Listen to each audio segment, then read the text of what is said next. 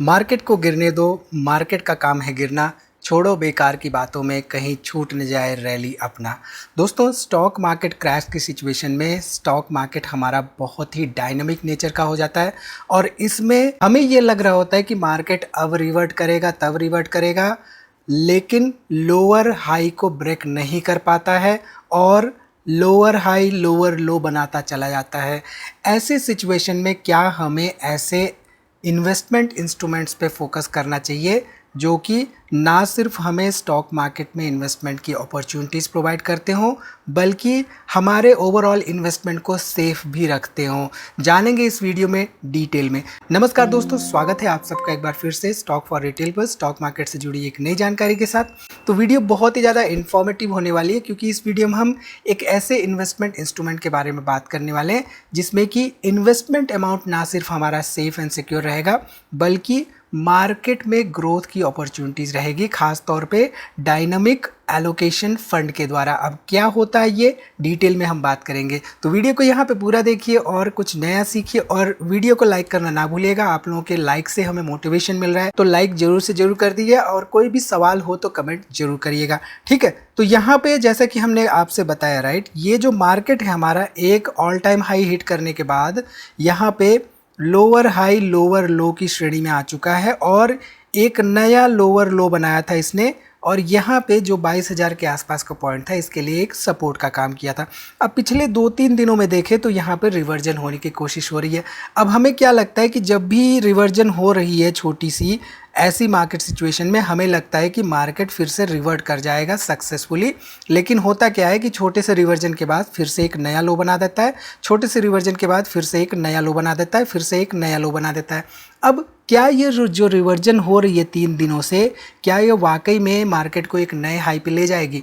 Long term में obviously market में हमें नए हाइज देखने को मिलेंगे, बट शॉर्ट टर्म की बात करें तो शॉर्ट टर्म में क्या होता है, बेसिकली हमारा स्टॉक मार्केट बहुत ज़्यादा डायनेमिक होता है। ऐसे में क्या होता है कि जो भी हम इन्वेस्टमेंट कर रहे होते हैं, चाहे लार्ज कैप में कर रहे हो, चाहे मिड कैप में कर रहे हो, चाहे स्मॉल कैप में कर रहे हो, मोस्टली उनमें हमें गिरावट देखने को मिलती है और वहाँ पे मोस्टली इन्वेस्टर्स को लॉस देखने को मिलते हैं। अब लॉसेस अनरियलाइज्ड और रियलाइज्ड दो तरीके के लॉसेस होते हैं। हमने इसके बारे में डिटेल में डिस्कशन कर रखे हैं। जब तक आप अपने शेयर्स सेल नहीं करते तब तक वो अनरियलाइज्ड लॉस की कैटेगरी में रहता है और जैसे हम उसको सेल कर देते हैं बेसिकली हम गेन से बाहर हो जाते हैं, ठीक है। अब यहाँ पे एक इम्पॉर्टेंट पॉइंट पे हमें ध्यान देना चाहिए, वो ये है कि FIIs पिछले 3-4 दिनों से सेलिंग जो उनकी थी, सेलिंग में थोड़ी सी इंटेंसिटी में थोड़ी सी कमी आई है। यहाँ पे ध्यान दीजिए तो 4 मार्च को 3,400 करोड़ रुपए के आसपास सेलिंग हुई, नेट 2,800 करोड़ रुपए के आसपास 5 मार्च को सेलिंग हुई। आज है 6 मार्च 2025। लेकिन इम्पॉर्टेंट पॉइंट यहाँ पे देखिए तो हमारे जो DIIs हैं वो FIIs से ज़्यादा यहाँ पे बाइंग करते हुए दिखाई दे रहे हैं। 3,300 करोड़ की यहाँ पे 5 मार्च को हुई, 4 मार्च को 4,800 करोड़ और 3 मार्च को यहाँ पे देखें तो 8,900 करोड़ रुपए के आसपास बाइंग होती हुई, नेट बाइंग होती हुई नज़र आ रही। अब हमें देखने में ये लग रहा होगा कि भाई मार्केट तो रिवर्ट कर जाएगा, FIIs आए ना आए, मार्केट हमारे DII संभालेंगे। लेकिन आप ध्यान दीजिए तो ये महीने के शुरुआती दिन चल रहे हैं और महीने के शुरुआती दिन में मोस्टली जो है SIP जाती हैं म्यूचुअल फंड्स में। तो ऐसे में क्या होता है कि DIIs एक तरह से देखा जाए तो इनका डाटा हमें यहाँ पे ज़्यादा ही देखने को मिलता है। जब तक FIIs नहीं आते हैं, नो डाउट मार्केट में ऐसी डायनेमिक सिचुएशन बनी रहेगी, फिर वो चाहे मिड कैप हो, चाहे स्मॉल कैप हो, चाहे लार्ज कैप हो। आप यहाँ पे देखिए तो निफ्टी मिड कैप में आपको गिरावट देखने को मिल रही है, निफ्टी स्मॉल कैप में आपको गिरावट देखने को मिल रही है और साथ ही साथ हमारा जो निफ्टी लार्ज कैप है यानी कि निफ्टी 50 है, इसमें भी गिरावट देखने को मिल रही है। तो ऐसे में क्या होता है कि हमें ये समझ में नहीं आ पाता कि भाई लार्ज कैप में जाएं, मिड कैप में जाएं या स्मॉल कैप में जाएं, तो किधर की तरफ हमारा इन्वेस्टमेंट होना चाहिए ताकि हम मार्केट की जो वोलेटिलिटी है या जो डायनेमिक नेचर है उससे बच सके। तो ऐसी सिचुएशन में हमारे पास एक तरह का डायनामिक एलोकेशन फंड हो सकता है जो कि फ्लेक्सी कैप हो और ऑल सीजन फंड हो। ऑल सीजन कहने का मतलब ये है कि मार्केट में चाहे गिरावट हो रही हो, मार्केट चाहे ऊपर की तरफ जा रहा हो, मार्केट चाहे कंसोलिडेट कर रहा हो, ऐसे कंडीशंस में भी वो फंड परफॉर्म करने वाला होना चाहिए। तो ऐसे में HDFC लाइफ जो कि एक ट्रस्टेड ब्रांड है लाइफ इंश्योरेंस सेक्टर में, has come up with a new fund offer dynamic advantage fund, जो कि अभी करंटली देखें तो सब्सक्रिप्शन के लिए अवेलेबल है। इस फंड का नाम है HDFC life dynamic advantage fund. इसके नाम में हमें डायनेमिक कीवर्ड देखने को मिल रहा है। आगे हम डिटेल में डिस्कशन करेंगे वेदर ये डायनेमिक का मतलब क्या है, क्या ये small cap, mid cap, large cap में फ्लेक्सिबिलिटी है इनके पास इन्वेस्टमेंट करने की। यहाँ पे जो NFO का पीरियड है 16 मार्च 2025 तक है, यानी कि इसमें अभी भी कुछ दिन बचे हुए हैं इनिशियल फेजेस में इन्वेस्टमेंट करने के लिए। इनिशियल जो NAV रहेगी इसकी 10 रुपये पर यूनिट की रहेगी, यानी कि मिनिमम 2000 रुपये पर मंथ का यहाँ पे इन्वेस्टमेंट है। तो 2000 रुपये का इन्वेस्टमेंट अगर यहाँ पे होता है तो वहाँ पे 200 यूनिट्स मिलेंगी शुरू की, जो 10 रुपए पर यूनिट के कॉस्ट बेसिस पर। ठीक है, सो ये जो फंड है यहाँ पे एलोकेशन कैसी होगी, इसमें देखिए मार्केट मनी में 0 से 50% तक का एलोकेशन रह सकता है। गवर्नमेंट बॉन्ड्स में यहाँ पे 0 to 50% का इन्वेस्टमेंट रह सकता है। बेसिकली स्टेबिलिटी के लिए गवर्नमेंट बॉन्ड्स में इन्वेस्टमेंट किया जाता है। कॉर्पोरेट बॉन्ड्स में यहाँ पे 0 to 50% का इन्वेस्टमेंट रह सकता है for potentially higher returns with moderate risk. देखिए रिस्क कैटेगरी के हिसाब से रिटर्न्स भी उसी हिसाब से मिलते हैं, राइट। रिस्क जितना ज़्यादा रिवॉर्ड उतना ज़्यादा मिलता है। अब ऐसे में इक्विटीज़ में रिस्क बहुत ज़्यादा होता है, तो यहाँ पे 50 to 100% एलोकेशन के साथ ही साथ ग्रोथ के चांसेस ज़्यादा होते हैं और with higher risk and potential for higher returns also. ठीक है, सो जो बेसिकली ये फंड है, राइट, इस फंड की स्टार्टिंग NAV 10 रुपए की रहेगी, 10 रुपए पर यूनिट की, और इसमें इक्विटी का भी एक्सपोजर रहेगा along with the debt instruments. Basically debt instruments में इन्वेस्टमेंट तब हम करते हैं जब हमें मार्केट वोलाटिलिटी से बचना होता है और हमें पैसे को सेफ रखना होता है। So basically at any given point of time market क्या होता है, मार्केट या तो ऊपर जा रहा होता है या तो मार्केट में गिरावट हो रही होती है, जैसे कि अभी हो रही है, स्टॉक मार्केट क्रैश की सिचुएशन बिल्डअप हो रही होती है, या मार्केट कंसोलिडेट कर रहा होता है।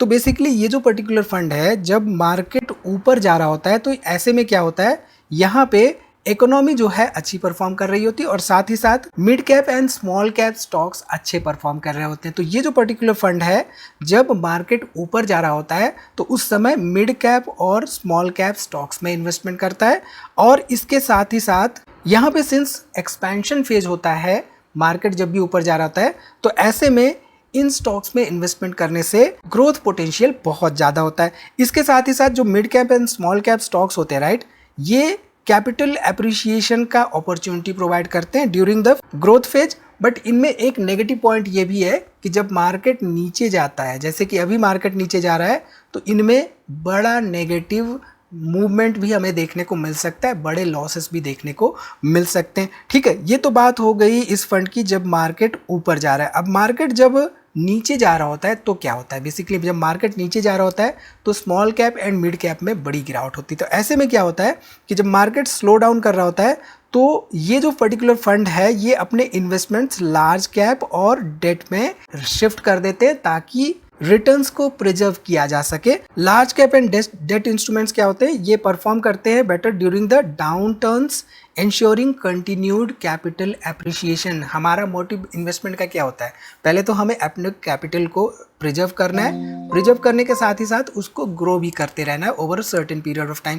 तो ऐसे में फ्लेक्सिबिलिटी हमारे पास होनी चाहिए। तो फ्लेक्सिबिलिटी डायनेमिक मार्केट कंडीशंस में कैसे मिल सकती है, फ्लेक्सिबिलिटी मिल सकती है अक्रॉस डिफरेंट मार्केट कैप, यानी कि small cap, mid cap, large cap में इन्वेस्टमेंट करने से। ठीक है, यहाँ पे मार्केट क्रैश जब होता है, जब मार्केट क्रैश की सिचुएशन होती है तो ये जो पर्टिकुलर फंड है it can move 100% of investments into debts such as government bonds and corporate bonds to safeguard the returns that is already generated. तो यहाँ पे जब भी ऐसी सिचुएशन आती है तो ये क्या करते हैं कि इनके पास अपॉर्चुनिटी होती है कि ये पूरा का पूरा इन्वेस्टमेंट डेट मार्केट में कर दें रिटर्न्स को सेफ गार्ड करने के लिए। ठीक है, सो डायनेमिक एडवांटेज फंड बेसिकली हमारी पोर्टफोलियो को ओवरऑल डाइवर्सिफाई करने में मदद करते हैं और साथ ही साथ रिस्क को भी मिटिगेट करने में मदद करते हैं इन डिफरेंट मार्केट साइकिल्स। ठीक है, जहां तक HDFC लाइफ इंश्योरेंस कंपनी की बात है तो HDFC लाइफ इंश्योरेंस कंपनी एक प्राइवेट लाइफ इंश्योरेंस कंपनी है जो कि HDFC बैंक लिमिटेड द्वारा प्रमोटेड है।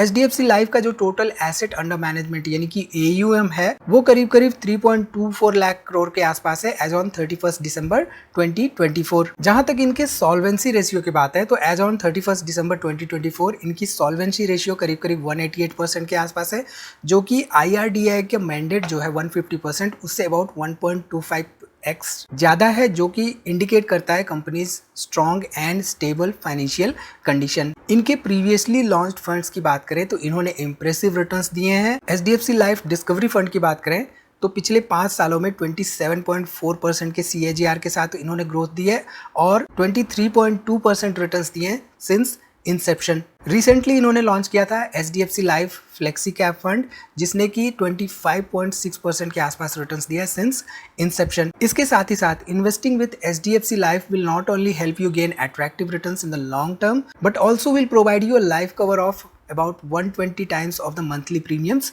पेड। इसके साथ ही साथ आप टैक्स बेनिफिट्स भी अवेल कर सकते हैं under section 80C and 1010D up to 2.5 lakhs of annual premiums.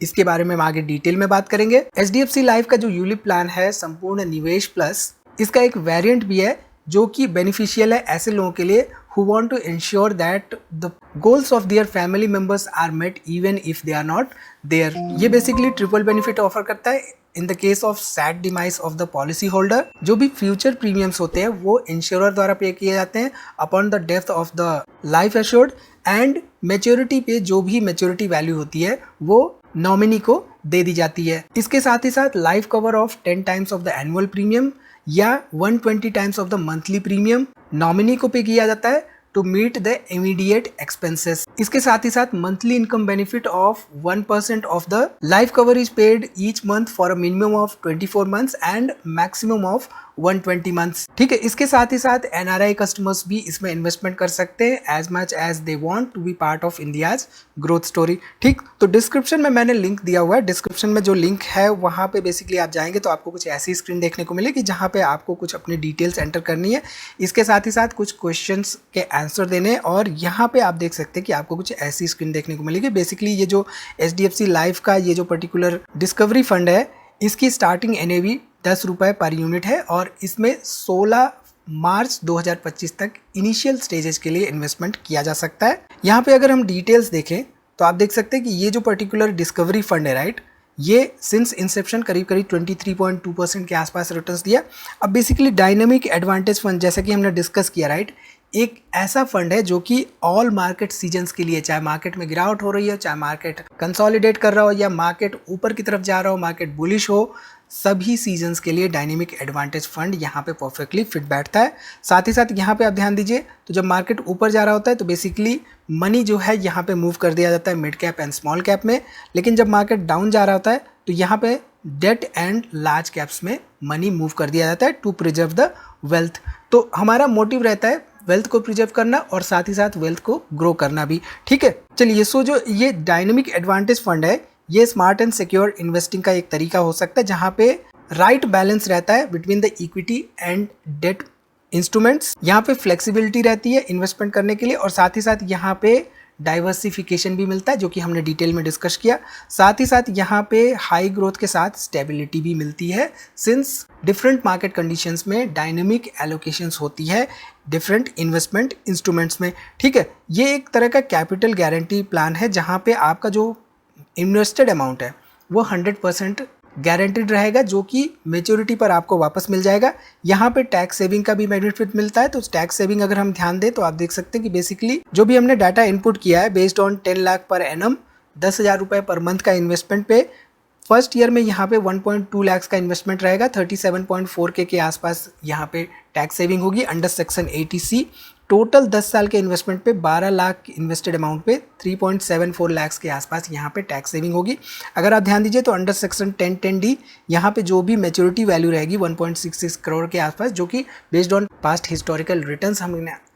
Historical returns expectation है उस पर कोई भी टैक्सेस नहीं लगेंगे। वहीं पे ट्रिवियल जो म्यूचुअल फंड्स होते हैं वहाँ पे करीब 19 लाख के आसपास LTCG लगते जो कि यहाँ पे सेव किया जा सकता है। ठीक, तो यहाँ पे basically under section 80C and 1010D tax saving भी की जा सकती है। इसके साथ ही साथ अगर हम ध्यान दें तो आप देख सकते हैं कि यहाँ पे मार्केट लिंक्ड रिटर्न्स का बेनिफिट मिलता है और साथ ही साथ इनबिल्ट लाइफ कवर भी मिलता है। इसके साथ ही साथ पार्शियल विड्रॉल के ऑप्शन भी रहते हैं। So you can withdraw any time after 5 years from the market linked plans. A maximum of 4 partial withdrawals are allowed in any policy year. ठीक है, तो यहाँ पे अगर हम समझें तो आप देखिए 12 लाख का जो इन्वेस्टमेंट है इसमें 10,000 रुपये पर मंथ इन्वेस्टमेंट किया जा रहा है।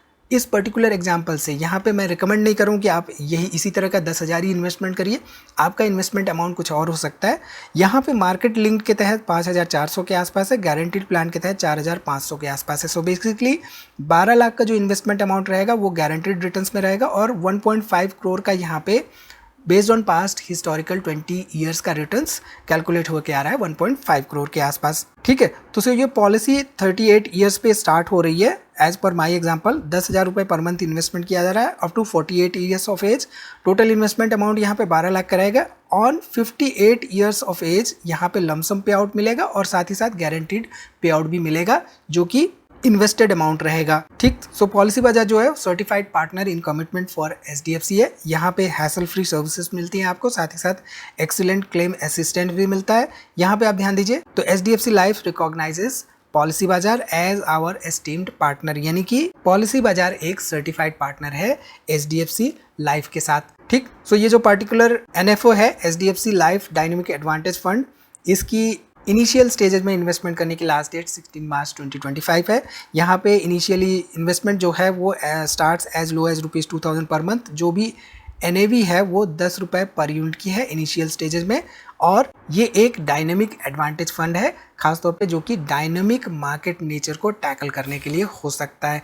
तो इसके लिंक्स और डिटेल्स मैं डिस्क्रिप्शन में दे दूंगा, आप वहाँ से एक्सप्लोर कर सकते हैं। तो इस वीडियो में इतना ही दोस्तों। आई थिंक यहाँ से क्लियरली आपको समझ में आ गया होगा कि मार्केट जो डायनेमिक नेचर का होता है, उस डायनेमिक नेचर के मार्केट में हमें किन तरह के इन्वेस्टमेंट इंस्ट्रूमेंट्स में इन्वेस्टमेंट करना चाहिए। तो इस वीडियो में इतना ही, मिलते अगली वीडियो में एक नई जानकारी के साथ। तब तक आप अपना बहुत ख्याल रखिए और दोस्तों में भी इन्फॉर्मेशन शेयर करते रहिए।